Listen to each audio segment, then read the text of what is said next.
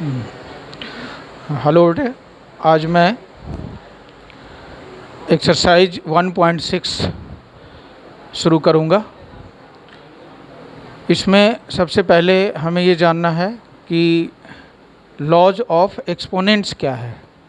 Laws of exponents इसके लिए, इस चैप्टर को करने के लिए, इस एक्सरसाइज को करने के लिए हमें मालूम होना चाहिए। तो लॉज ऑफ एक्सपोनेंट्स के बारे में सबसे पहले हम जान लेते हैं कि ये है क्या है। तो ये सिंपली मल्टीप्लिकेशन है। एक्सपोनेंट्स मालूम है आपको कि एक्सपोनेंट कहते हैं पावर को, जैसे 3 का पावर 7, तो 7 जो है वो एक्सपोनेंट्स हैं। तो इसकी क्या रूल है उसको हमें सबसे पहले समझ लेना है। तो जैसे पहले है मल्टीप्लिकेशन रूल, a की पावर अगर m है, अगर मल्टीप्लाई किया जाए और a की पावर n से, ये बेस और इसको एक्सपोनेंट कहते हैं। ये बेस और ये एक्सपोनेंट होता है। तो इनका मल्टीप्लिकेशन अगर होता है तो a to the power m plus n होगा। ये फर्स्ट रूल है या फर्स्ट लॉ है। इसके एग्जांपल समझ सकते हो। जैसे सपोज करो कि 2 to the power 7 multiplied by 2 to the power 5, इसके जो वैल्यू होंगे वो क्या होंगे, 2 का power 7 plus 5 equal to 2 to the power 11, 12।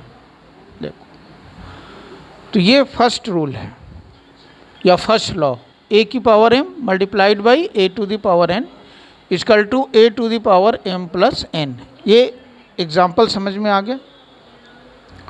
उसके बाद जो है दूसरा रूल्स ये है, सेकेंड है कि अगर a की पावर m हो और अपॉन में a की पावर n हो, तो इसको हम कैसे लिखेंगे, a to the power m minus n।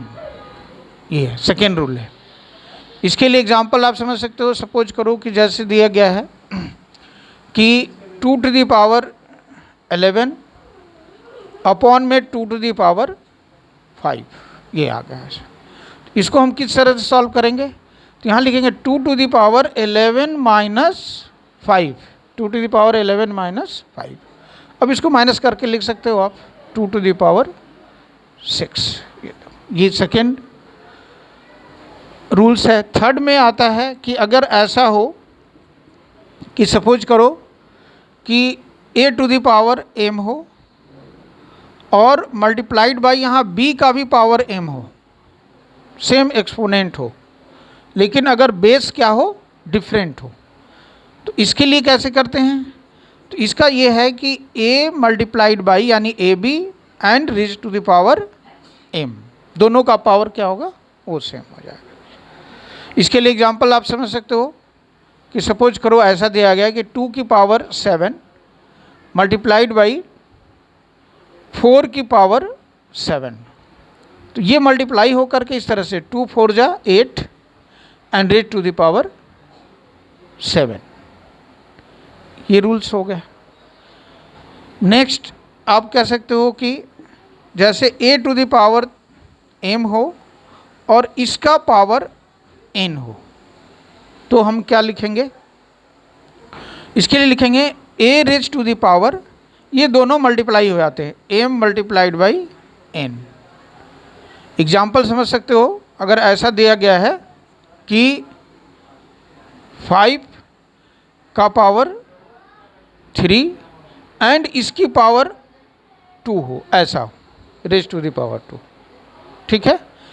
तो इसको हम क्या करेंगे, इन दोनों को मल्टीप्लाई, पावर यानी एक्सपोनेंट को मल्टीप्लाई कर देते हैं। 5 और 3 2 जा 6, यानी 5 का पावर 6 हो गया। तो ये कुछ रूल्स हैं या लॉज हैं जिसको करने के लिए, इस चैप्टर को करने के लिए, इस एक्सरसाइज को करने के लिए आपको ये रूल्स याद होने चाहिए। तो इस रूल को आप लिख लेंगे, इसको पॉज करके देन नोट, इसको लिख लेना। फर्स्ट रूल, सेकेंड, थर्ड और फोर्थ रूल्स। कभी भी अगर ऐसा आता है, रेज सपोज करो अगर इस तरह का है, रूट में अगर आता है ये समझा करो, तो इसमें क्या है, इनको हम a की पावर 1/2 करते हैं। इस तरह से भी लिखते हैं। ये एक्सपोनेंट को लिखने का तरीका, अगर कोई रूट में है, अगर यहाँ क्यूब रूट्स है, सपोज करो कि 3a इस तरह से है, तो इसकी वैल्यू आगे 1/3, ये इस तरह से लिखते हैं इसको। तो ये जैसे जैसे क्वेश्चंस आएंगे उसको फिर आगे मैं डिस्कस करते जाऊंगा, तो आप इनको नोट कर लेना है। अब एक्सरसाइज में शुरू करने जा रहा हूं।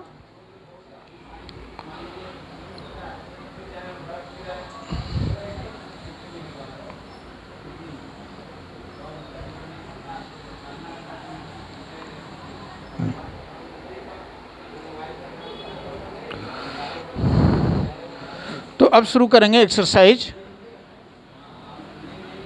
1.6। ये लास्ट एक्सरसाइज है इस चैप्टर का। देखो क्वेश्चन नंबर फर्स्ट में दिया गया है, फाइंड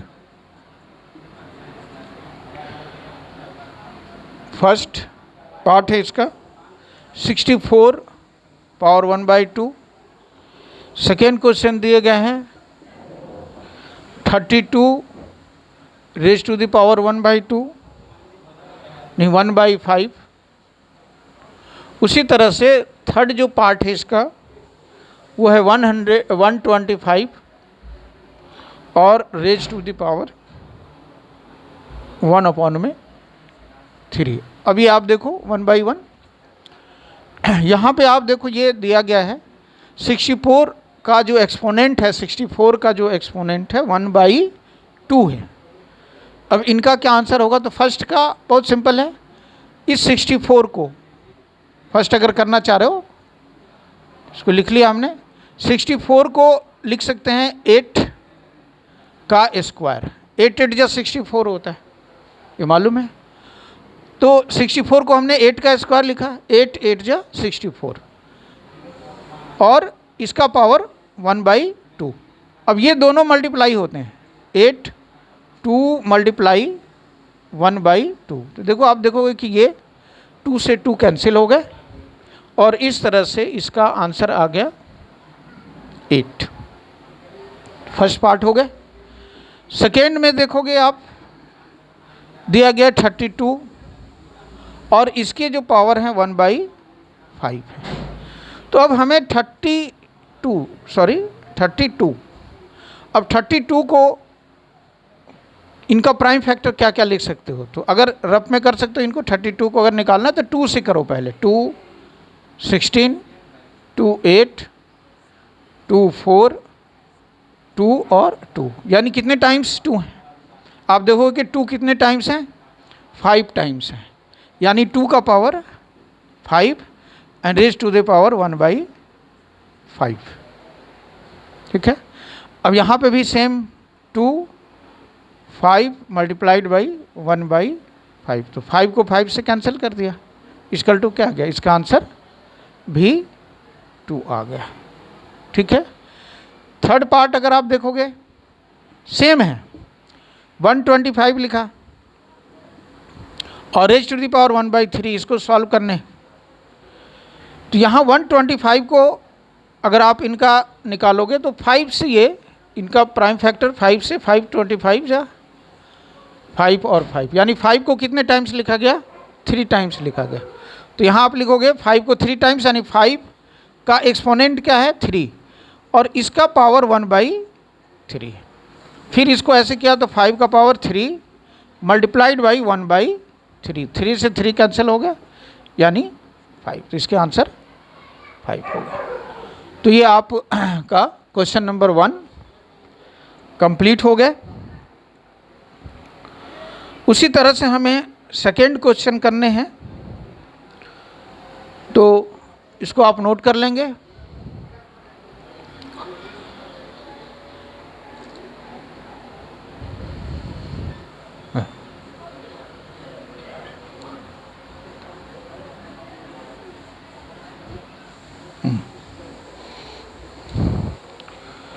नेक्स्ट है क्वेश्चन नंबर 2। इसमें फाइंड करना है, फाइंड फर्स्ट पार्ट जो दिया गया है 9 raise to the power 3/2, second 32 raise to the power 2/5, और थर्ड जो पार्ट है 16 2/4, और फोर्थ जो पार्ट है वो दिया गया 125 रेज टू द पावर -1/3। उसी तरह से रूल्स ऑफ एक्सपोनेंट्स का यूज करेंगे यहाँ पे। अगर फर्स्ट पार्ट करनी है तो 9 3/2। अब 9 यहाँ देखो, 9 को हम क्या लिख सकते हैं, अगर 9 का प्राइम फैक्टर लिखें तो 3 × 3, 3 × 3, तो यहाँ हम 9 को लिखेंगे 3 रेज टू द पावर 2 और इसका पावर 3/2, 3 2 × 3/2। अब यहाँ पे देखो ये 2 और 2 कैंसिल हो गया, क्या बचा 3 का पावर 3। अब इस 3 को 3 टाइम्स लिखने, 3 × 3, तो आप देखो 3 3 जा 9, 9 3 जा 27, ये आ गया आंसर फर्स्ट पार्ट का। अगर सेकेंड पार्ट करें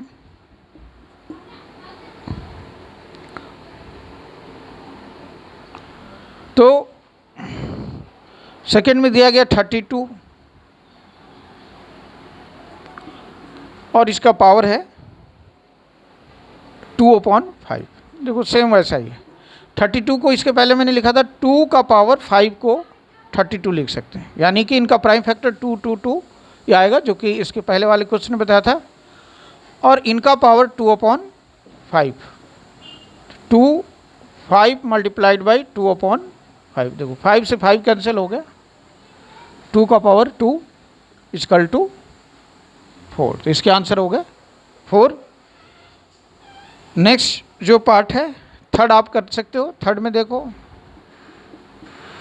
थर्ड जो क्वेश्चन है वो दिया गया 16 और इसका पावर है 3/4। अब यहाँ पे हमें 4 दिए गए हैं, यानी 16 का इस तरह से प्राइम फैक्टर लिखें ताकि उसका एक्सपोनेंट 4 आ जाए।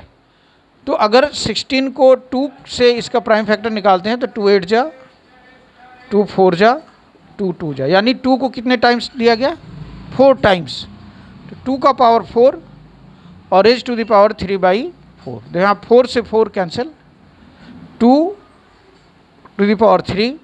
अब इसको 3 टाइम्स लिखोगे, 2 को 3 टाइम्स, 2 × 2 × 2, यानी 2 2 जा 4, 2 जा 8, तो इसका आंसर आ गया 8। लास्ट पार्ट जो इसका है 4, इसमें दिया गया 125 का पावर -1/3 है। देखिए तो सेम वैसा ही, इसको 5 को 3 टाइम्स लिखेंगे, यानी 5 का एक्सपोनेंट 3 होगा और इसका पावर 1/3 है। तो इसको भी इस तरह से कर सकते हैं, 5 3 × 1/3, लेकिन यहाँ माइनस है तो -1/3 लिखना है। 3 से 3 को कैंसिल कर दिया, यानी 5 का पावर -1, और जिसका एक्सपोनेंट अगर माइनस में हो तो उसको हम 1/5 लिखते हैं। ये है फार्मूला। अगर कभी ऐसा आता है कि x टू द पावर -2 है तो इसको हम 1/x² लिख सकते हैं, इनका रेसिप्रोकल लिखते हैं तो ये पॉजिटिव होता है। या अगर 1/x का -3 है तो इसका रेसिप्रोकल x की पावर 3 लिखते हैं। तो यहाँ पे जो है 5 का पावर -1 है तो इसको नीचे ले आएंगे ऐसे, तो ये प्लस माइनस है तो ये प्लस हो गया, यानी इसका आंसर 1/5 हो गया। तो सेकेंड क्वेश्चन भी कंप्लीट हो गए। अब नेक्स्ट क्वेश्चन जो है क्वेश्चन नंबर 3, इसको भी आप कॉपी में नोट कर लेंगे। क्वेश्चन नंबर 3,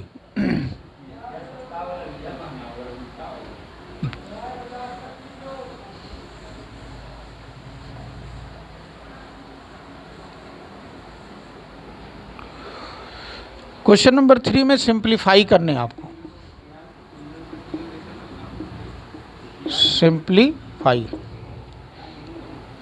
फर्स्ट पार्ट दिया गया है 2 का पावर 2/3 × 2 का power 1/5।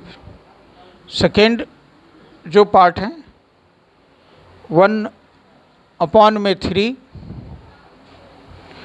Raise to the power 3 और इसका पावर 7। थर्ड पार्ट जो है इसके 11 का पावर 1/2 और 11 का पावर 1/4।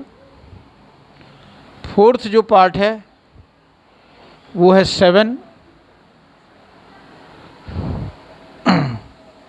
1/2 और मल्टीप्लाइड बाई 8 का पावर 1/2। देखो अब इसे भी हम 1/1 करते हैं। जो फर्स्ट पार्ट है वो दिया गया है 2 का पावर 3 2 का पावर 1/5। तो ये रूल्स, अब जो फर्स्ट रूल मैंने बताया था एक्सपोनेंट के लॉ ऑफ द एक्सपोनेंट्स में, मैंने बताया था कि अगर ऐसा हो कि a की पावर m हो और a का पावर n हो, यानी a का एक्सपोनेंट m और दूसरे a का एक्सपोनेंट, इन दोनों को मल्टीप्लाई करने हो, तो ये जो पावर होते हैं वो एक्सपोनेंट ऐड हो जाता है m प्लस n, ए फार्मूला था।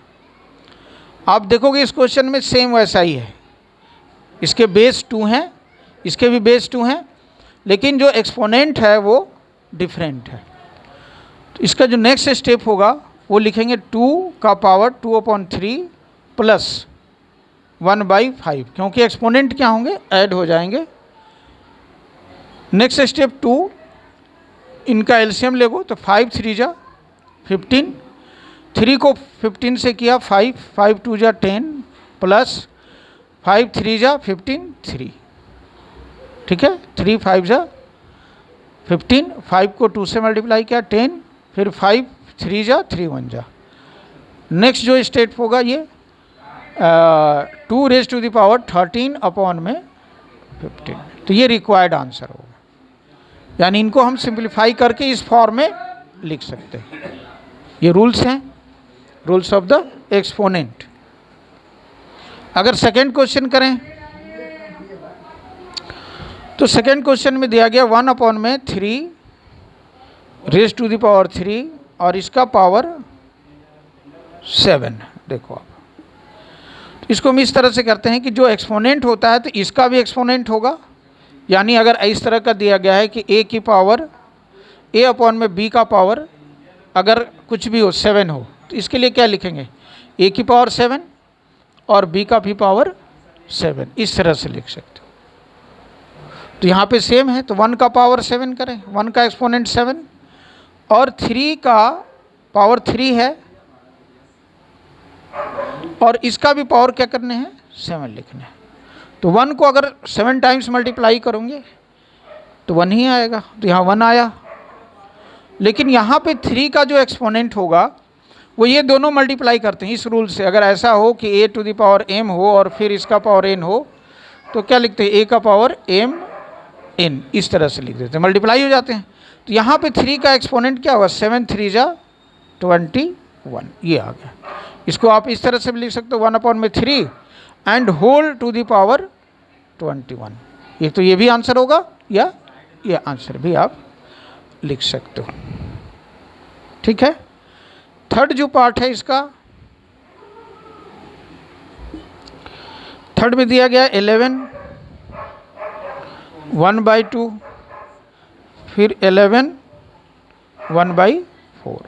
अब आप ये देखो, इसके लिए रूल्स क्या लगाएंगे कि अगर a का पावर m हो और a to the power n हो, तो इसका वैल्यू होता है a to the power m minus n। इस फॉर्मूले को यूज करेंगे। तो यहाँ पे भी 11 का पावर 1/2 माइनस 1/4, इस रूल के अनुसार। नेक्स्ट स्टेप क्या होगा, 11, अब इनका एलसीएम ले लिया, कितना आया 4, 2 से किया तो 2 माइनस 1। नेक्स्ट स्टेप 11 और इसका पावर 2 से 1 चला गया 1, 1/4। ये रिक्वायर्ड आंसर हो। आपने थर्ड पार्ट देख लिया। फोर्थ भी कर सकते हो आप। फोर्थ क्वेश्चन नंबर 4 जो दिया गया है, फोर्थ में 7 1/2 मल्टीप्लाइड बाई 8 का पावर भी 1/2 है। देखो इस तरह से है। तो ये सिंपली आप इसको इस तरह से लिख सकते हो 7 मल्टीप्लाइड बाई 8, और दोनों का पावर अगर एक्सपोनेंट सेम हो तो यहाँ पे एक्सपोनेंट वही होगा जो कि दोनों के होंगे। जैसे ये इस रूल्स के अकॉर्डिंग, अगर a की पावर m है multiplied by b to the power भी m हो, यहाँ बेस दोनों के अलग अलग हैं लेकिन एक्सपोनेंट सेम है, तो इसके लिए ये रूल्स है कि a मल्टीप्लाइड बाई b और इसका पावर m कर लेंगे। तो आप यहाँ पे लिख सकते हो 8 7 जा 56 और इसका पावर 1/2। तो ये एक्सरसाइज आपका कंप्लीट हो गया और ये चैप्टर भी कंप्लीट हो गया। इसके बाद जो है इसके लिए कुछ जो है एक्स्ट्रा क्वेश्चन मैं दे दूंगा एज ए होमवर्क, उनकी प्रैक्टिस करनी है आपको, क्योंकि 9th क्लास में जो क्वेश्चंस आते हैं वो ज़्यादा एक्स्ट्रा क्वेश्चंस आते हैं, इसलिए आपको इस तरह के क्वेश्चन की प्रैक्टिस करनी होगी। इसके बाद जो है नेक्स्ट जो क्लास है उसमें चैप्टर 2 पढ़ाऊंगा मैं। तो चैप्टर 2 में पॉलिनोमियल्स है। तो पॉलिनोमियल्स के बारे में मैं कुछ इंट्रोडक्शन दे देता हूँ आज, कि पॉलिनोमियल्स होते कितने तरह के हैं। तो पॉलिनोमियल्स में जो होता है, जैसे कि ये डिफरेंट टर्म्स होते हैं, जैसे कि मान लो कि 1 से ज़्यादा टर्म्स हैं किसी भी एक्सप्रेशन में, अगर 1 से ज़्यादा टर्म है तो वो पॉलिनोमियल्स कहलाता है। अच्छा, उसके लिए भी कुछ रूल्स हैं। किसी भी एक्सप्रेशन में अगर x का अगर कोई भी एक्सप्रेशन 1 वेरिएबल्स है, 1 वेरिएबल, जैसे फॉर एग्जांपल आप कह सकते हो कि 2x का क्यूब प्लस 2x प्लस 7, ये एक पॉलिनोमियल है। ये पॉलिनोमियल क्यों है? इसलिए है क्योंकि इनका जो एक्सपोनेंट है वो होल नंबर होना चाहिए। जब किसी भी एक्सप्रेशन में अगर x का जो एक्सपोनेंट हो, वेरिएबल का जो एक्सपोनेंट हो, वो अगर होल नंबर हो तो वो एक्सप्रेशन पॉलिनोमियल्स कहलाएगा। दूसरा चीज़, इसमें पॉलिनोमियल है तो टर्म्स कितने हैं? तो इसमें देखो 3 टर्म्स हैं, 1 2 3, 3 टर्म्स हैं। तो ये जो 3 टर्म्स हैं, तो इसमें इस पॉलिनोमियल का नाम दिया गया है ट्राइनोमियल्स। अगर मान लो कोई ऐसे एक्सप्रेशन है जिसमें 2 टर्म्स हैं, जैसे कि अगर मान लो दिए गए हैं 2x प्लस 5, इसमें कितने टर्म्स हैं? 2 टर्म्स हैं, तो इसका नाम होगा बाइनोमियल। इस पॉलिनोमियल का नाम होगा बाइनोमियल। और अगर एक ही टर्म्स है, सपोज करो सिर्फ 3 है, 3x है, तो ये क्या होगा? इसका नाम होगा मोनोमियल्स। तो इस तरह से अगर 1 टर्म्स हैं किसी एक्सप्रेशन में तो उसको मोनोमियल्स कहेंगे, 2 टर्म्स हैं तो उसको बाइनोमियल कहेंगे, और अगर 3 टर्म्स हैं तो उसको ट्राइनोमियल्स कहेंगे। तो इस तरह के क्वेश्चंस आएंगे। दूसरा जो इसमें है समझना है पॉलिनोमियल्स के बारे में, कि जो पॉलिनोमियल्स होते हैं तो वो भी डिफरेंट तरह के होते हैं। जैसे कि कुछ पॉलिनोमियल्स को हम लीनियर पॉलिनोमियल कहते हैं, कुछ पॉलिनोमियल्स हैं उसका नाम देते हैं क्वाड्रेटिक पॉलिनोमियल्स, और कुछ पॉलिनोमियल्स होते हैं जिसको हम कहते हैं क्यूबिक पॉलिनोमियल्स।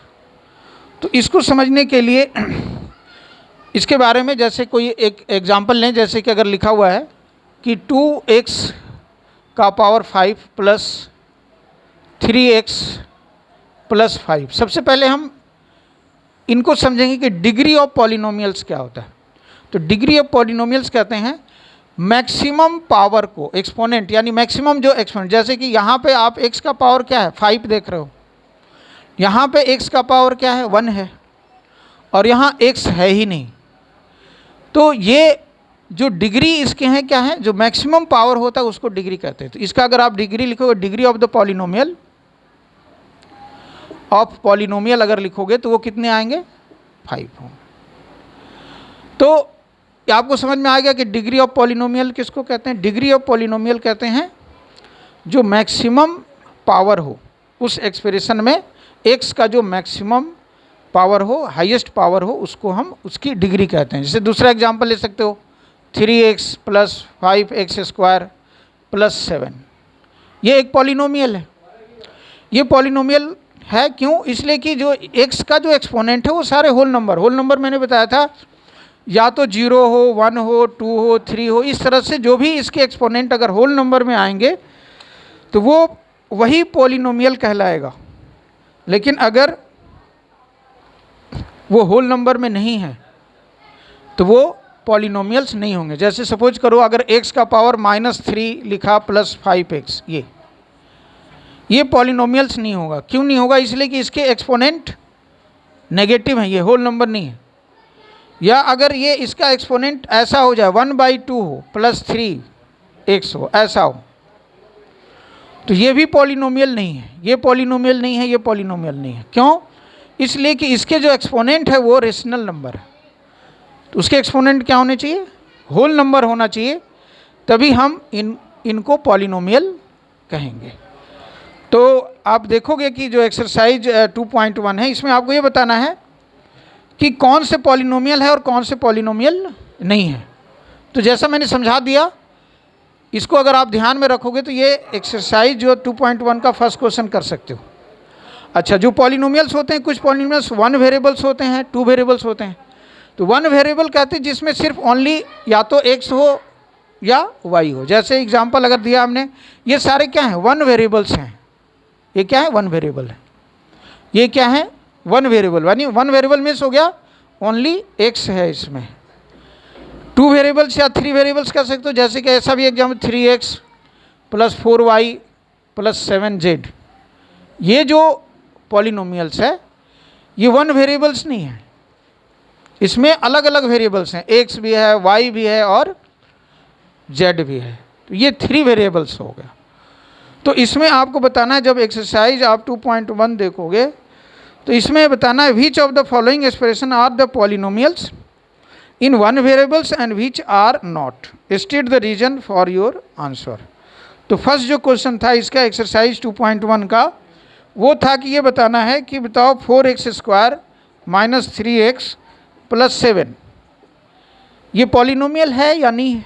तो ये पॉलिनोमियल है और 1 वेरिएबल में भी है। क्यों है, इसलिए कि इसका एक्सपोनेंट होल नंबर है, 2 है। ठीक है, तो ये पॉलिनोमियल हो गया।